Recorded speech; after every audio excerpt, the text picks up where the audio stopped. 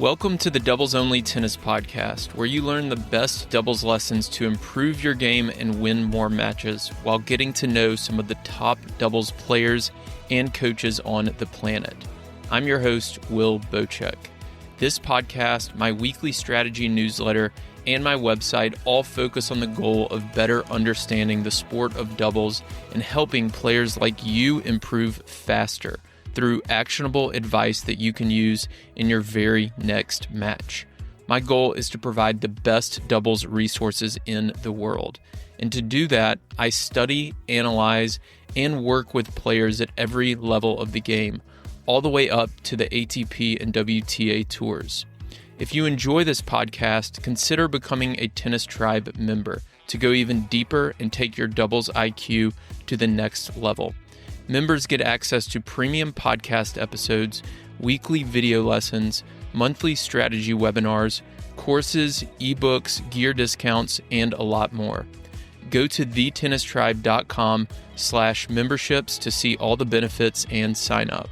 Here's today's episode. Hey everybody, welcome back to the show. It's been a while since I've released an episode. I was in Austin, Texas for the ATX Open a couple of weeks ago, coaching Catherine Harrison and Delana Hewitt. And then from there, I was home for a day or two, and then I went out to Indian Wells, California, where I hosted the rally trip with 18 club level players. We played doubles every morning. We went to the tennis tournament at night, had a doubles camp after that, and then spent some time with some pro players and coaches after that, conducting some interviews and having meetings about doubles. So I'm sorry for the delay, but over the next couple of episodes, you're going to hear some of those conversations from Indian Wells, including this one with Jeff Coetzee. If you remember Jeff, he was one of the original episodes on the podcast. I believe he was maybe the fourth or fifth episode back when he coached Robert Farah and Juan Sebastian Cabral, who were the Colombian duo who reached number one in the world and won a couple of Grand Slam titles. And now today he coaches Danilina and Aleksandra Krunic. And they are the top team in the world so far this year. They made the Australian Open final. They won in Doha recently, and at the time of me recording this intro, they're still in the Indian Wells Masters. We discussed what's worked so well this year for Anna and Alex early in the season, how Anna has developed belief that she belongs at the top of the game. Jeff talked a lot about belief in this conversation, and it's kind of an intangible thing that I have skirted around, I think, over the years, but Jeff does a really good job in this conversation of kind of defining belief and talking about how he's helped Anna believe in herself and believe that she does belong near the top of the women's game. We also discussed how they strategize against singles players who are stronger from the baseline. We talked specifically about their first round matchup, which happened the day before our conversation. We talked about how to deal with multiple losses in finals. So they had a stretch where they lost in the finals of several tournaments in a row and what it took to finally get over that hump. I also asked Jeff why he likes his team to take more risk when they have a lead. He talks about serve drills that simulate in-match pressure. I really liked those drills a lot, so you can steal those and use them for your own game. And then, of course, at the end, we talked about what the tours can do to help promote doubles. So I think you're going to really enjoy this one. I'm going to have several more coach as well as one player interview coming up over the next couple of weeks, so keep an eye out for those as well. But without further delay, enjoy this conversation with Coach Jeff Coetzee. Hey everyone, welcome to the show. Today I'm at Indian Wells with Coach Jeff Coetzee. You have not been on in a while, Jeff. You were actually one of the first podcast guests that I had, I think one of the first 5 episodes, Yeah. and we haven't chatted since, so It's awesome to have you back. Yeah, no, thanks for having me. So you're here coaching Danilina and her partner, Krunic, who made the Australian Open finals, won in Dubai, Doha. I always get those two mixed up. Yeah. won in Doha, and are currently number one in the race. What has worked so well early on in the season? I think, last year when the girls first played together, obviously started the French that they made finals there. And then they had other commitments for the grass and then started playing again. And they just missed it out at on the top 8 and then ninth. So there was a lot of different things they needed to sort out as well. And once they made that commitment to play, and I was basically just telling them, look, the game that I really want you guys to play, it needs to be a game that you need to do extra, and you need to be willing to do a lot of different things extra, in terms of, if it's Alex is obviously very talented, but maybe the net game needs a little bit more improvement, because I feel like if Anna is on top of a game serving well, it's okay. But as you know, you're not going through matches where every match you're going to serve well. So the next thing would be, so what does the net, the person at the net, the service partner? So that's more the focus that we worked a lot on, to be able to for Alex to get better as a service partner, because Anna's always, it seems like Alex is holding his serve a lot more because Anna does so much more helping her. So once you're gonna get that through, and then just be more, I think the success really comes from a little bit more aggressive type of mindset and a more aggressive tennis, instead of just, okay, let's make the return, we see what happens. So I'm like, okay, option 1, option 2, option 3, which one are you going to go with? You either have to really be aggressive on the returns, that's the net person poaches, or you have one shot next, like different things. But it's just, I think it's just a switch in the mindset of being, we just can't just make returns. It's not good enough. We need to be a little bit more aggressive. And when you do that, then the serve part, because I always put it like, you have 20%, 25% your side. Krunic has 25%, so that's 50%.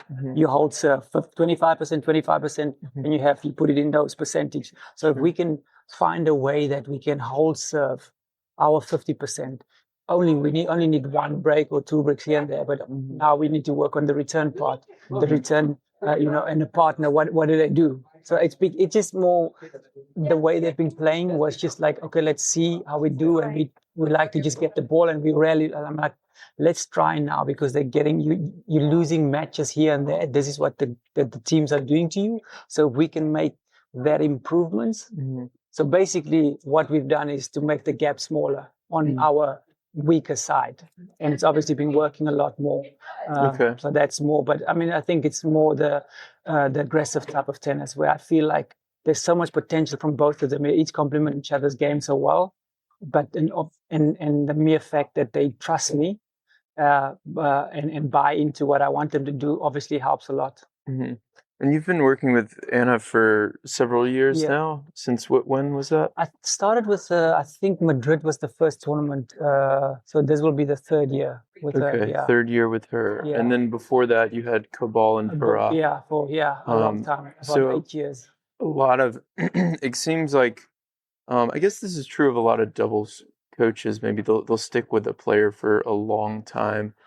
Do you feel like that is helpful in terms of like development, and you can think more long term, or how do you find that I think, well, it definitely helps, because if you stay with somebody, and depending on when you start with somebody, when I started with Anna, her headspace was just completely different. I've never really. How so? I just think like she did not believe that she could be. She's touched the top 10 before, and then she went out, and I was just I said, for you to be able to be consistent, this is what you need to do on your serve. This is the return.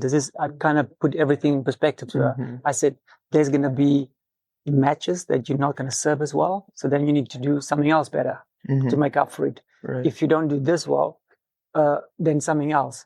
The days you play, I said, well, everything works, that's okay, but how many times a year is that? Yeah. So there's going to be a lot of the times where you might have to get through that matches by taking more risks on poaches, by maybe going for returns more, or doing this more. But in order for us to be able to do that, we need to train these things over and over again. But the most important thing stays. The main thing will always be the main thing. You start the point with the serve, and then if you return, you're not reacting, you're not proactive. So how do we get that into play? So if you start making more of those returns into play, because you know what's coming, we know your weakness, and if we can sort of work on that. And I said, you got to trust me, because this is exactly what I did with Rob and Cabral. I said, we need to do this, and if it costs us 20 minutes, and whether it's 7 a.m, whether it's late, I need for you to understand that we need to work. It doesn't that we can do it a few times, but you'll have results. But if you want consistency, this is what you need. I need to serve for you 10, 15, 20 minutes a day, that specific spot every day, and you'll have the results. And I think more so, I think a course of over the last 2 years, he's really trusted what I'm trying for to be able to achieve.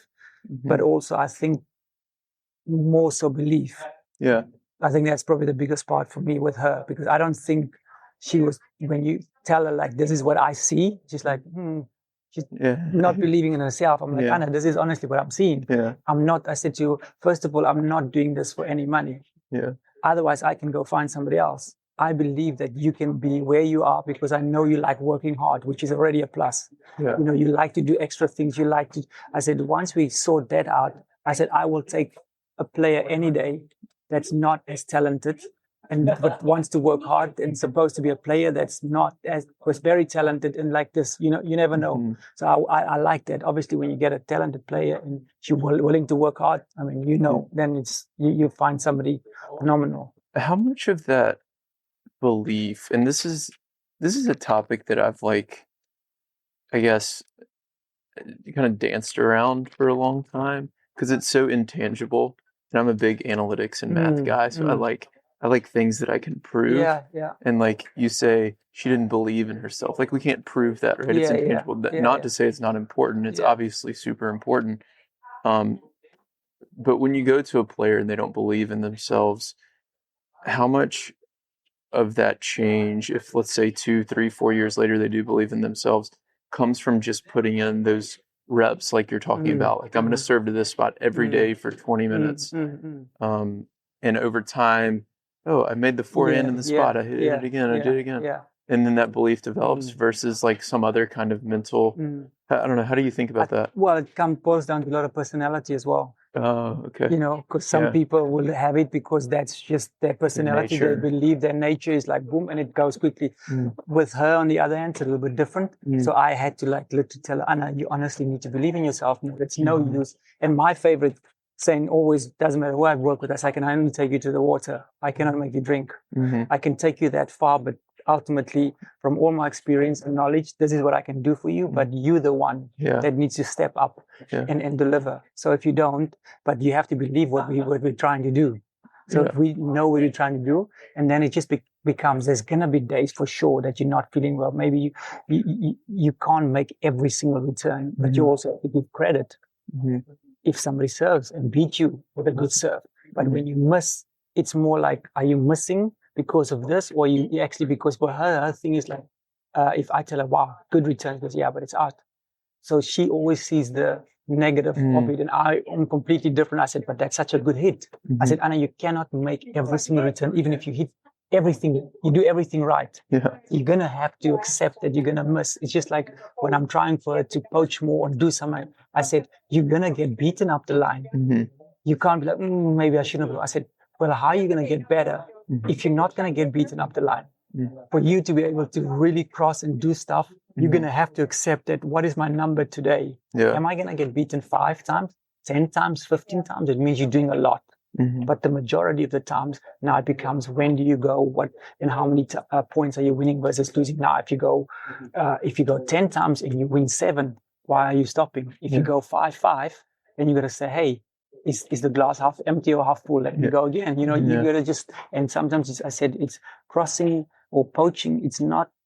It's more timing. You need to have the timing of the return of the shot. That's where sometimes you get burned up the line, because I said the move was perfect. The intention was good, but your timing was just a little bit off. So you constantly have to provide some positivity and everything.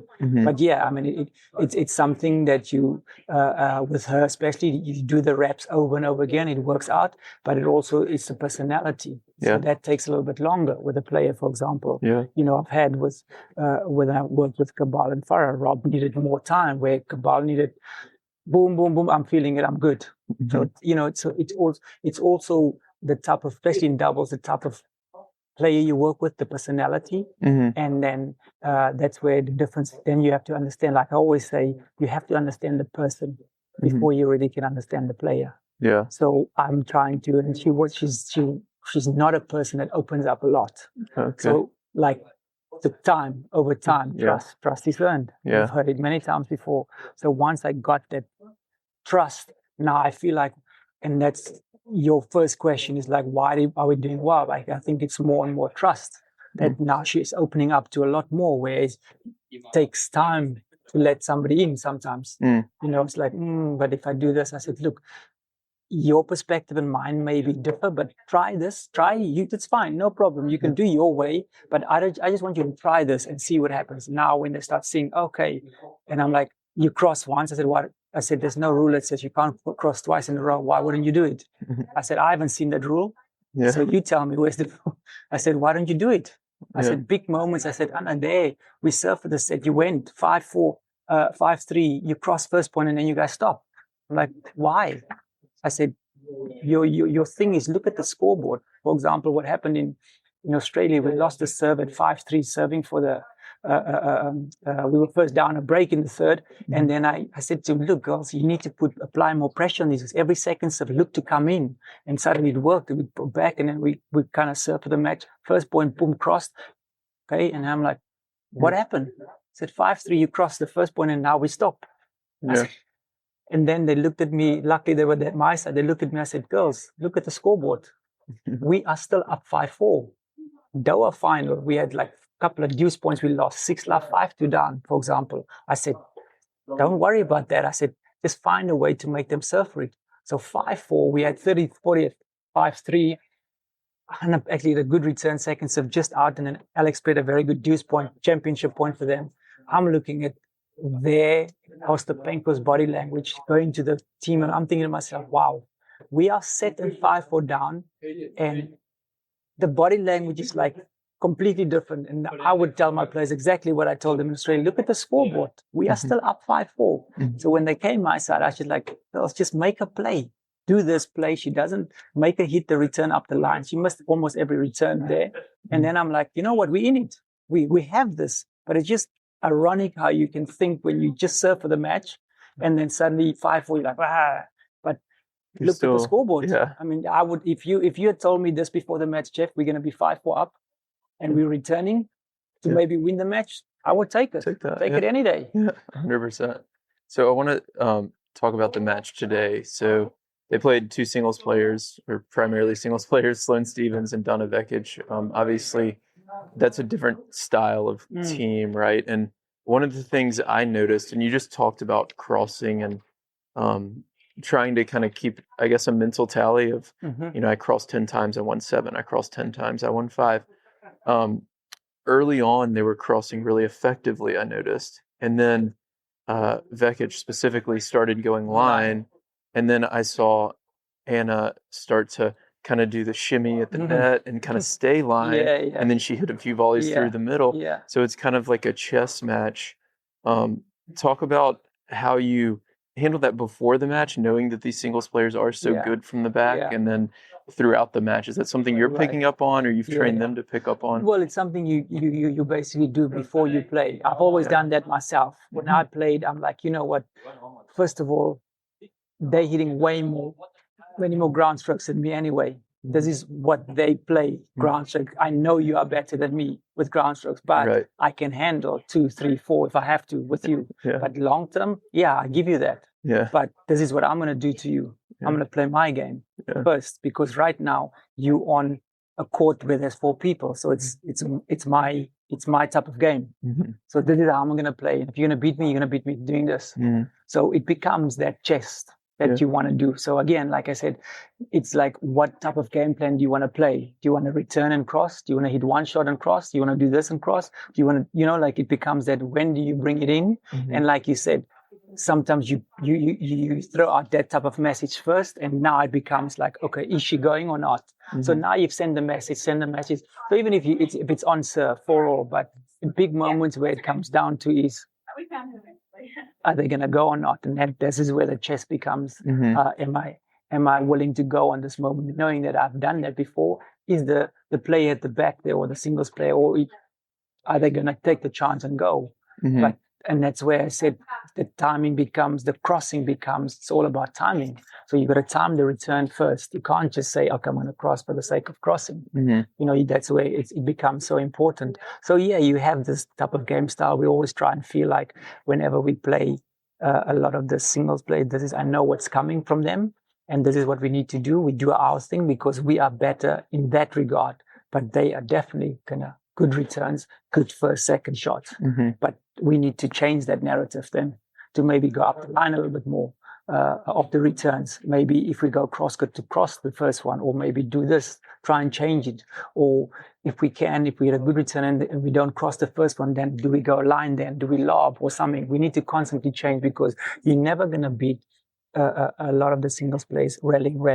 Oh, who's crossing, rally, especially in the girls. It's because they are just doing more tennis in that regard anyway. They're playing singles, they're doing a lot of ground strokes, they're playing doubles, so you're never going to catch up anyway. So what you can say to yourself is like, I'm good enough to hang with a return, good returns. I'm good enough to hit a first shot when it's a good return.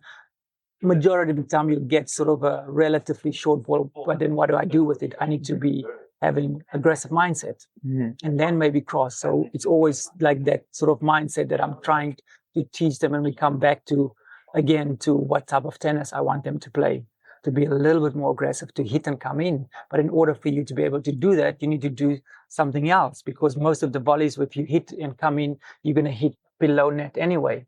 So we always start, when we started the net volleying, the person has to be behind the service line. In the beginning, even Anna's like, why are we doing this? I'm like, this is the reason why. I said, how many times are you hitting volleys on top of the net? If you're hitting ground strokes, the ball is short. Where are you going to hit that ball, the first volley? You're going to hit it more likely below the net, in the block. You're not going to hit it up there. So again, you needed to buy into it, where like start every day when you do 10 volleys from the service line, a little bit back, by just doing 70%, 1, 2, 3, feeling 10. I mean, you're warming up how many times?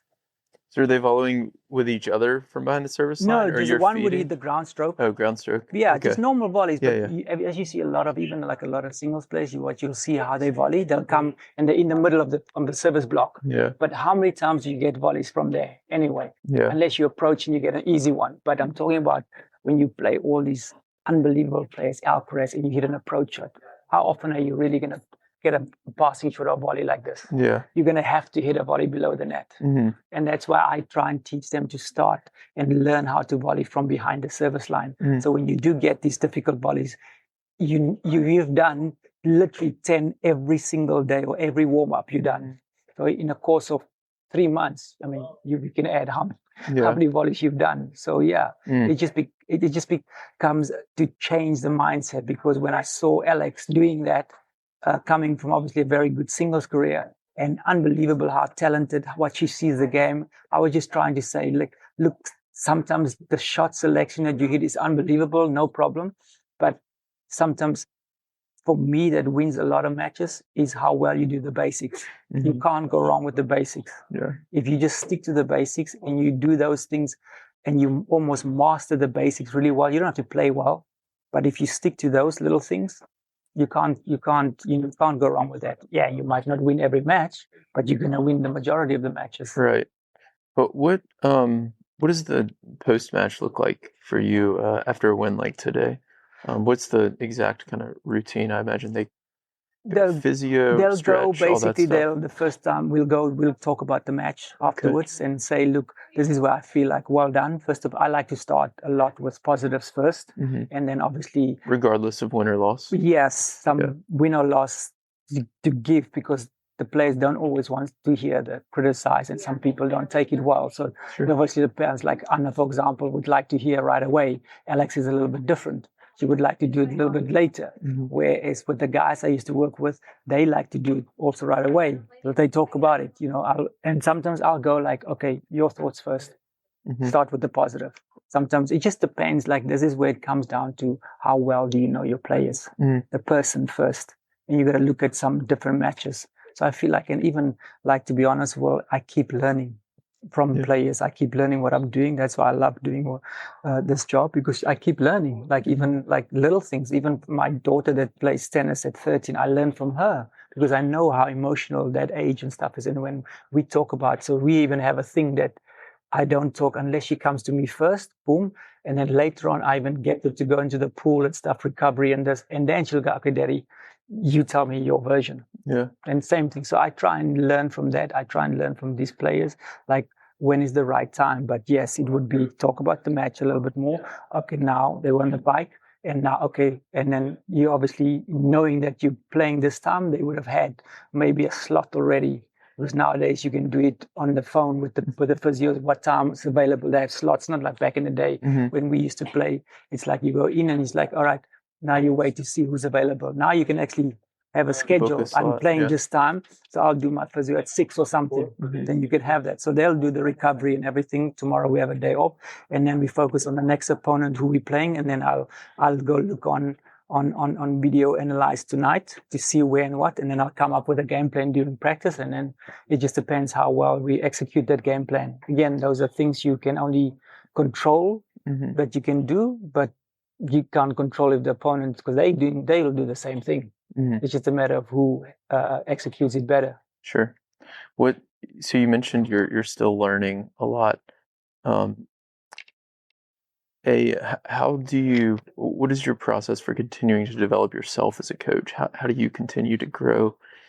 And then if you can share maybe an example of a mistake you've made over the last year as a coach and what you've learned from that.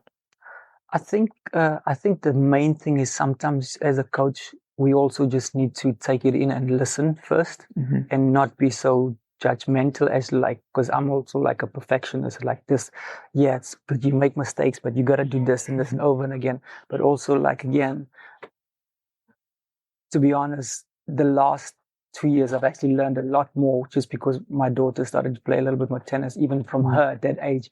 And then trying to bring it on to the pro level and say, just listen. Sometimes like, I don't want to talk, I don't want to do, because I needed to be not the coach also, because I'm on the court.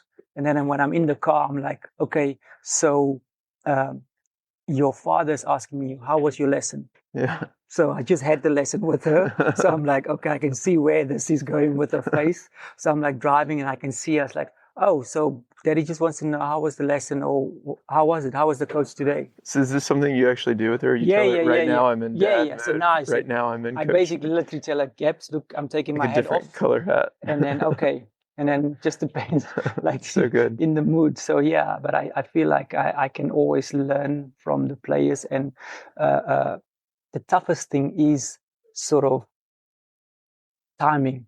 When to have that conversation. Like I said, sometimes because the girl's a little bit more emotional. So one player likes to have it right away, other player not. So then we have to say, okay, I'll talk to her and then maybe later to her. So yeah.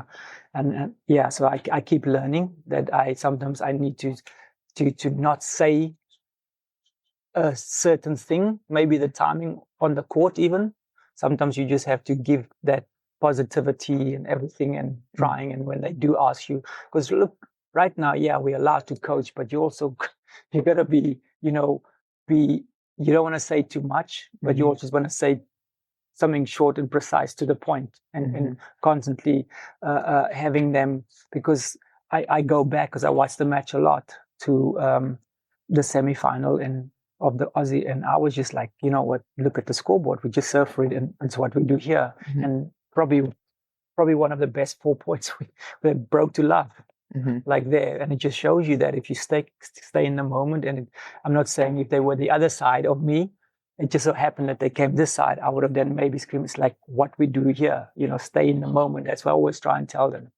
So yeah, I mean, I'm going to keep making mistakes, as depending on the players you work with, but I want to keep learning. I feel like I want to be that coach. If you tell me something, or that coach, I can learn so much more from, and that's why I said to the coaches at home as well, I just don't know how you can coach a 6-7-year-old. I take my hat off for you. I have so much respect for those coaches. And I'm like, man, I can learn from it, because all I'm seeing is that little kid is having fun. And that's all that matters for me. Yeah. So there again, I can learn something.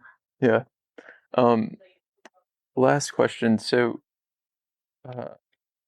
y'all lost in the Australian Open final, and there was a stretch of tournaments where, over the last year or so, where there was some finals losses, right?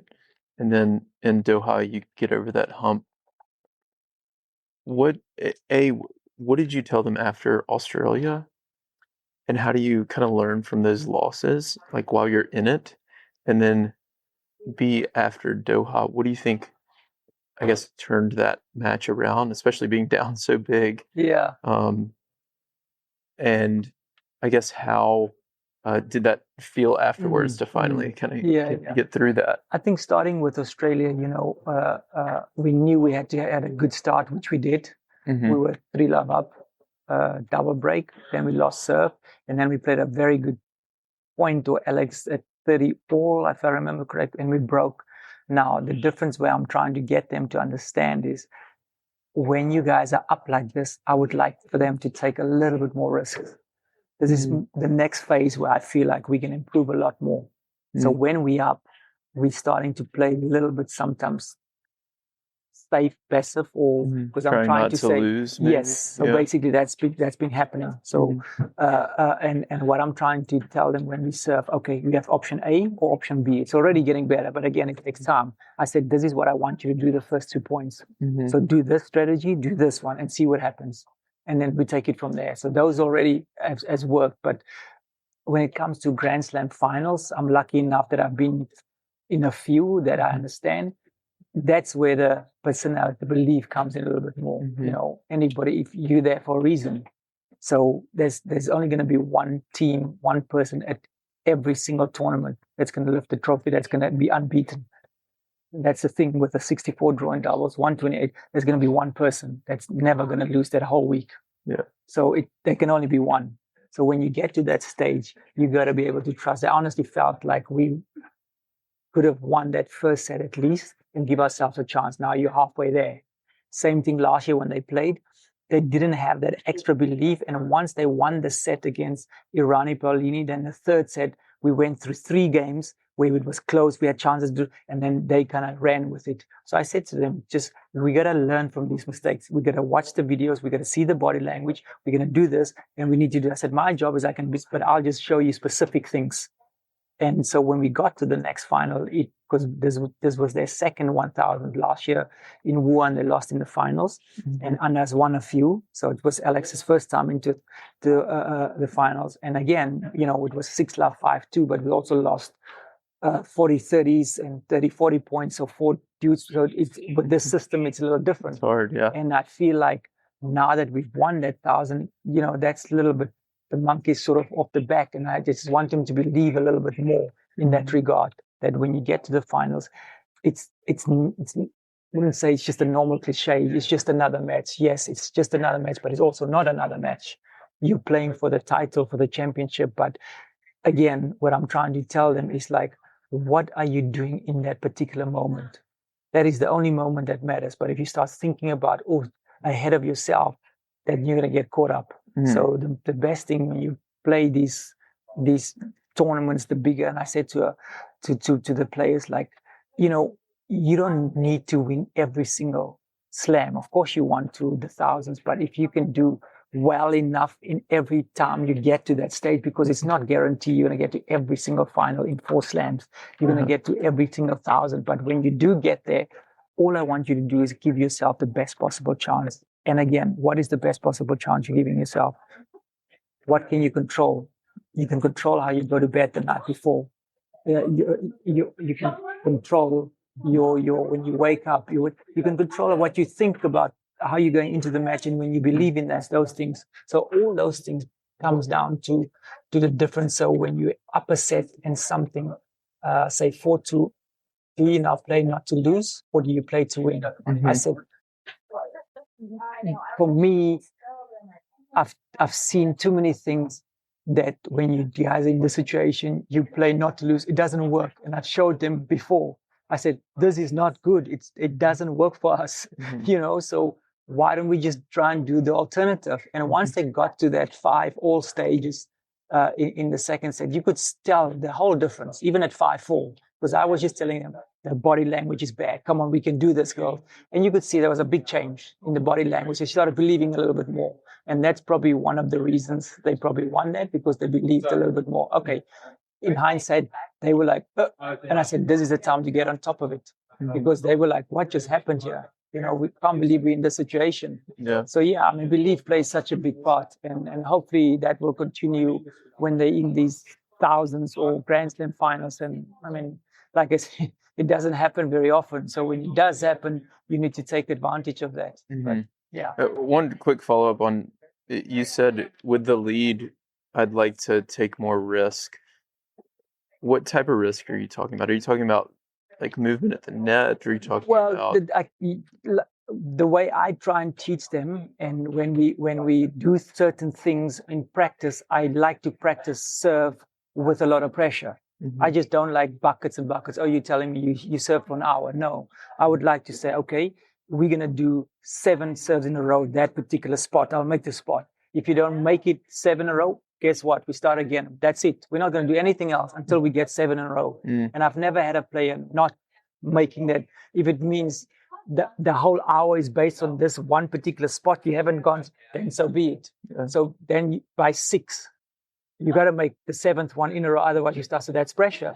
So if you don't make it, who wants to start and make a 7 again? I like that. So when I get to 6, I'm like, okay, so 6 is basically, is this a match point? Is this a 40-30 point? Depend. So what are you going to do? Are you going to play safe because you don't want to not serve again, or you're going to go for it? Because if you can't do it in practice, how on earth are you going to serve for the match or Grand Slam? And you can't do that. So you need to be able to do that. So the risk, and then when I said to her, then when we practice like this, I said, it is not a risk because we've practiced it. I want you to go more for second serves. It's not a risk because we've practiced. Because I don't do just second serve. Okay, serve if you serve body. No, when you serve body, I put the target sort of like this far from the middle, the line. So you have to have in that spot.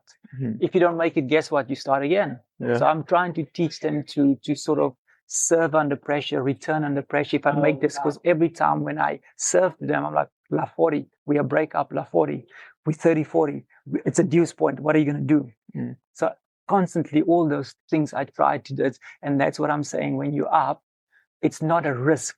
It only becomes a risk when you don't practice these things. So when you take risks, when you practice all that, then it's normal. That's really good. It should be okay for you. That's what I'm trying to teach them a little bit more, and that's how we starting to practice more. So it's the same thing like I've done with all my players. It's just a matter of who is willing to constantly buy in, and the more they do it, then it becomes a little bit easier in that sense. Yeah, I like that a lot. So I said last question. I lied. This is the last question. Okay. What have you seen over the last several years, since it's been a while since we've chatted, and what would you like to see in terms of the tours helping doubles, helping it become more popular, helping it maybe get televised, promoting it more? I think, well, it's a very unique game. I think a lot of players goes through whether they play maybe singles and then become doubles. And you can see a lot of now that they play until like 39, 40. I mean, it's a beautiful game, first of all. We have a lot of competition with Dell or paddle, however you want to say it, with pickle and stuff. So I feel like if you can stay in the game for as long as you can, then why not? For example, for me, yes, I'm primarily a doubles coach, but I mean, I coach singles at home and stuff. I do all sorts of things. But it's given me the sense of to be able to work with these players, these unbelievable athletes. And I think there is definitely a market out for it. It just depends on how they promote it. Look, I always feel like where there's a will, there's a way. That's me. So if you really want to make it work, you can make it work.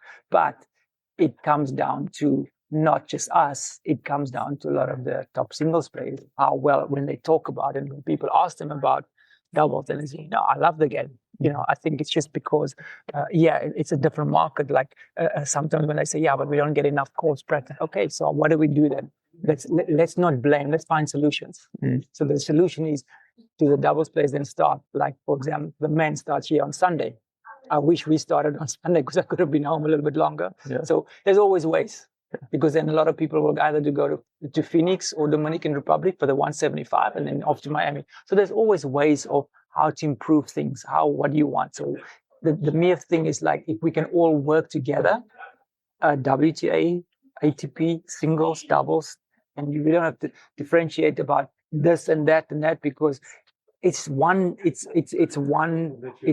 sport. It's a product. So like any business, so you have a product there. This is like the CEOs, and this part of your business is doing well. This one is not. So how can we do this part getting better? Mm-hmm. But is a market for it. I mean, if you look at just here in the States alone, how many people? This tournament, it's amazing. I mean, it's crazy. Yeah. It's Friday today. You come tomorrow again and you'll see.